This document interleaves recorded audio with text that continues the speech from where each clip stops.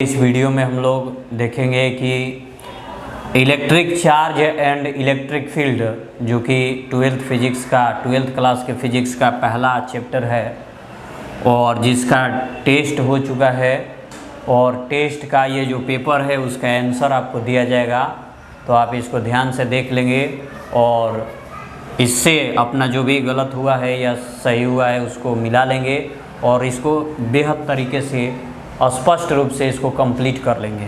तो आइए शुरू करते हैं, क्वेश्चन की शुरुआत करते हैं। पहला क्वेश्चन दिया गया है, एक कूलाम में कितने इलेक्ट्रॉन होते हैं। तो पहला क्वेश्चन का आंसर हो जाएगा एक कूलाम में कितने इलेक्ट्रॉन होते हैं। तो ये हो जाएगा 6.25 गुणे 10 के पावर 18। 6.25 गुणे 10 के पावर 18 इलेक्ट्रॉन होता है। एक कूलाम में 6.25 गुणे 10 के पावर 18 इलेक्ट्रॉन होते हैं। ठीक है, आगे बढ़ते हैं। दूसरा क्वेश्चन दिया गया है कि 1/2 एप्सिलॉन 0 इंटू ई स्क्वायर का बीमीय सूत्र लिखे। 1/2 एप्सिलॉन 0 इंटू ई स्क्वायर का बीमीय सूत्र लिखना है।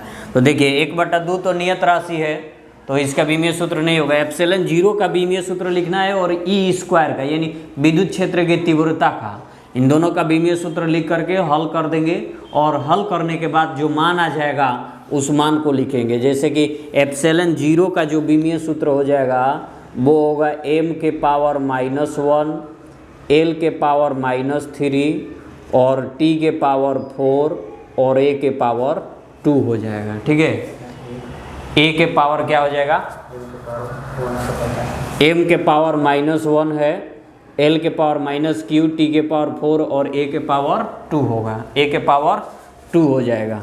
और इसके बाद जो है विद्युत क्षेत्र की तीव्रता का जो बीमीय सूत्र है वो है m_l_t के पावर -q इंटू a के पावर -1 होता है। तो ये देखिए हमने दोनों बीमीय सूत्र लिख दिया है और इस पर स्क्वायर कर देना है क्योंकि विद्युत क्षेत्र की तीव्रता पर स्क्वायर है। अब इसी को हल कर लेना है, जो आंसर आएगा वही हमारा 1/2 एप्सिलॉन 0 इंटू ई स्क्वायर का बीमीय सूत्र हो जाएगा। तो देखिए मैं हल करके आपको बता देता हूँ। ये m है या यहाँ स्क्वायर है तो m स्क्वायर हो जाएगा और यहाँ m के पावर -1 है, ये -1 है, यहाँ +2 है तो बच जाएगा आपका केवल m। इसके बाद l के पावर 2 हो जाएगा, l है यहाँ पर तो l के पावर 2 होगा और यहाँ पर -3 है, यहाँ -3 है, यहाँ +2 है तो यहाँ बच जाएगा l के पावर -1। और इसके बाद आते हैं t पर, तो यहाँ t के पावर 4 है और यहाँ देखिएगा तो t के पावर 3 दूनी के -6 हो जाएगा, यहाँ 4 है और यहाँ -6 है तो ये हो जाएगा t के पावर -2, t के पावर -2 और a के पावर यहाँ 2 है और यहाँ देखेंगे तो a के पावर -1 है और 2 से गुणा करिएगा तो -2 हो जाएगा, यानी कि +2 है और ये -2 है, दोनों कैंसिल हो जाएगा यानी a के पावर नहीं लिखेंगे। तो ये आपका आंसर हो जाएगा m_l के पावर -1 इंटू t के पावर -2। सही आंसर क्या हो गया, m_l के पावर -1 इंटू t के पावर -2 हो जाएगा। तो चलिए अगला क्वेश्चन पर चलते हैं। अगला क्वेश्चन है 3 नंबर। एक चालक गोले को कुछ धनावेश दिया जाता है, ये तो इसका द्रव्यमान क्या होगा। एक चालक गोला को कुछ धनावेश दिया जाता है तो बताना है कि उसका द्रव्यमान कितना हो जाएगा। तो देखिए जब कोई भी गोला को धनावेशित किया जाएगा तो उसमें से इलेक्ट्रॉनों को निकाला जाता है और जब भी इलेक्ट्रॉनों को निकाला जाता है तो उसका द्रव्यमान जो है वो घट जाता है। क्या होता है, घटता है, लिख देंगे उसका द्रव्यमान का मान क्या हो जाता है, घट जाता है। अगला क्वेश्चन है 4 नंबर। रैखिक आवेश घनत्व का एसआई मात्रक क्या होता है। तो रैखिक आवेश घनत्व का एसआई मात्रक होता है कूलाम प्रति मीटर, कूलाम प्रति मीटर। एप्सिलॉन 0 का एसआई पद्धति में मात्रक क्या होता है। एप्सिलॉन 0 का जो एसआई पद्धति में मात्रक होता है वो होता है कूलाम स्क्वायर प्रति newton metre square, coulomb square प्रति न्यूटन मीटर स्क्वायर। अगला क्वेश्चन है 6 नंबर, विद्युत क्षेत्र के तीव्रता का एसआई मात्रक क्या होता है? तो देखिए तीव्रता का जो एसआई मात्रक है वो न्यूटन प्रति कूलाम होता है, न्यूटन प्रति कूलाम होता है। इसके बाद यह 7 नंबर, एक इलेक्ट्रॉन पर विशिष्ट आवेश का मान कितना होता है?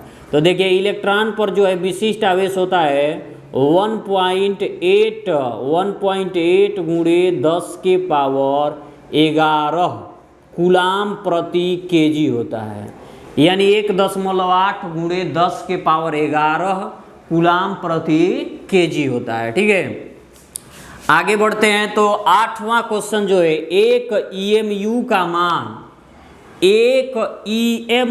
का मान जो है ESU के पद्धति में एक जो है EMU का मान ESU के पद्धति में कितना होता है? तो एक EMU का जो मान होता है वो ESU में 3 गुणे 10⁻10 हो जाएगा, 3 गुणे 10⁻10, यहाँ लिख देता हूँ मैं 3 गुणे 10⁻10 ESU हो जाएगा। तो फिर से एक बार सुन लेंगे, एक EMU का मान 3 गुणे 10⁻10 ESU होता है। आगे बढ़ते हैं 9 नंबर क्वेश्चन में, एक ESU का मान कूलाम में कितना होता है? 9 नंबर, एक ESU का मान कूलाम में, तो इसका मान हो जाएगा 1/3 गुणे 10⁻⁻9 कूलाम। क्या आंसर हो जाएगा? 9 नंबर का आंसर हो जाएगा 1/3 गुणे 10⁻⁻9 कूलाम। अगला क्वेश्चन है, एम्पियर सेकेंड किसका मात्रक है? तो ये आंसर देंगे हम, एम्पियर सेकेंड जो है वो आवेश का मात्रक है, यहाँ लिख देते हैं आवेश। कौन सा? आवेश का मात्रक है एम्पियर सेकेंड। क्लियर? आगे बढ़ते हैं 11 नंबर क्वेश्चन में, आवेश का क्वांटम ESU पद्धति में मान कितना होता है? तो देखिए क्वांटम ESU पद्धति का मान होता है 4.78 गुणे 10⁻⁻10 ESU, 4.78 गुणे 10⁻⁻10 ESU लिख सकते हैं। ठीक है, तो 10⁻⁻10 ESU बोलेंगे। अगला क्वेश्चन है, 4πε0 का मान कितना होता है? देखिए 1/, में हर जगह 1/में 4πε0 ज़्यादातर इस्तेमाल होता है, लेकिन कभी कभी 4πε0 का भी इस्तेमाल करना पड़ता है। तो इसके 1/4πε0 का ये अपोजिट हो जाएगा, तो इसका मान हो जाएगा 1/9 गुणे 10⁻⁻9, 1/9 गुणे 10⁻⁻9 हो जाएगा। अगर मात्रक की बात करें तो यहाँ लिख सकते हो कूलाम स्क्वायर प्रति न्यूटन मीटर स्क्वायर, 1/9 गुणे 10⁻⁻9 कूलाम स्क्वायर प्रति न्यूटन मीटर स्क्वायर। ठीक है, आगे बढ़ते हैं 13 नंबर क्वेश्चन, विद्युत क्षेत्र की तीव्रता की बीमा क्या होगा? तो तीव्रता देखिए, विद्युत क्षेत्र की तीव्रता होता है, तीव्रता का ऐसा ही मात्रक होता है न्यूटन प्रति कूलाम। अब वहाँ से लिख लेना है बॉल न्यूटन, यानी कि बॉल बटा में आवेश। तो बॉल बटा में आवेश का बीमीय सूत्र आप निकाल लीजिएगा।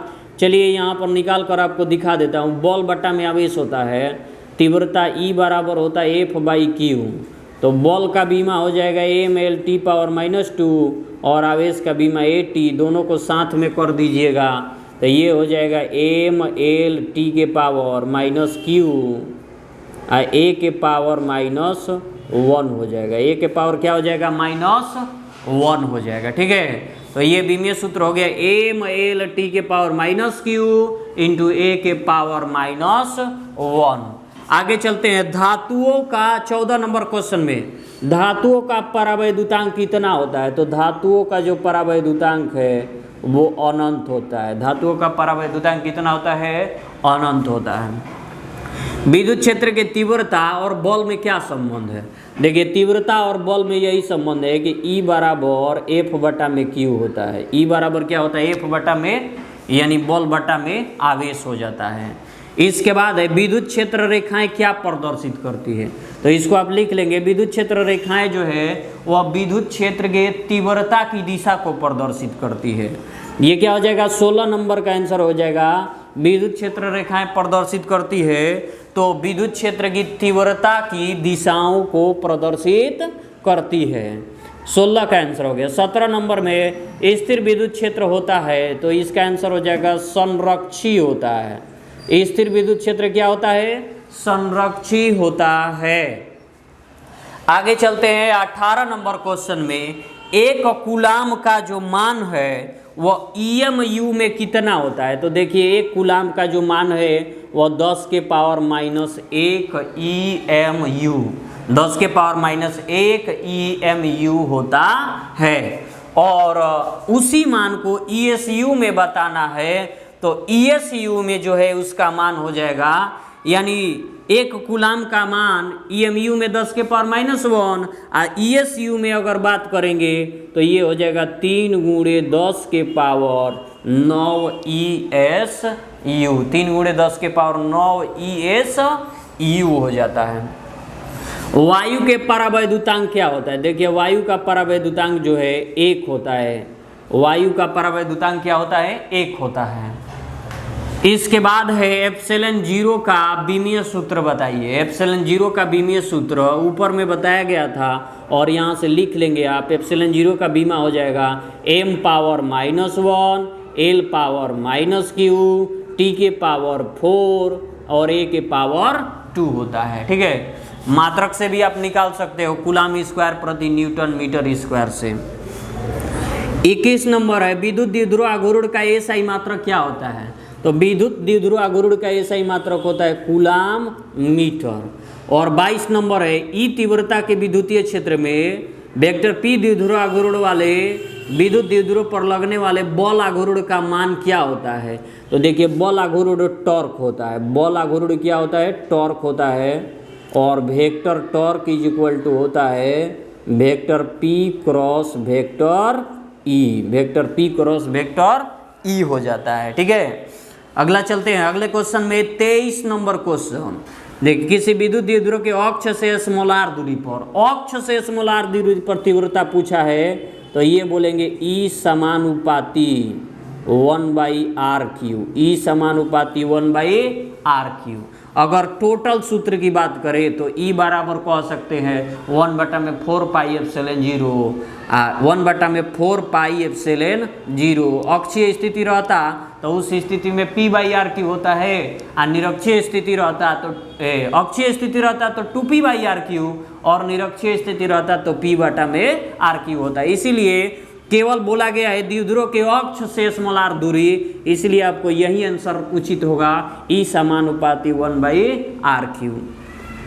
24 नंबर, दो आवेशों के बीच की दूरी दुगनी कर दी जाए, दो आवेशों के बीच की दूरी को दुगनी कर दी जाए तो उनके बीच लगने वाला बल का मान क्या हो जाएगा? तो ये 1/4 गुना हो जाएगा। क्या हो जाएगा? 1/4 गुना हो जाएगा। और अंतिम है 25 नंबर, इलेक्ट्रॉन पर आवेश होता है। इलेक्ट्रॉन पर 1.6 गुणे 10 के पावर माइनस 19 कूलाम का ऋणावेश होता है। तो आप लिख सकते हैं 1.6 गुणे 10 के पावर माइनस 19 कूलाम का ऋण आवेश होता है। तो ये आपका पहला पार्ट का जो है टेस्ट हो चुका है और इसका आंसर आप मिला लेंगे और इसको कंप्लीट कर लेंगे। फिर अगले वीडियो में हम लोग मिलेंगे और उसको भी कंप्लीट किया जाएगा। तब तक के लिए आप इसे देखते रहिए और कंप्लीट करिए पूरी अच्छी तरीके से।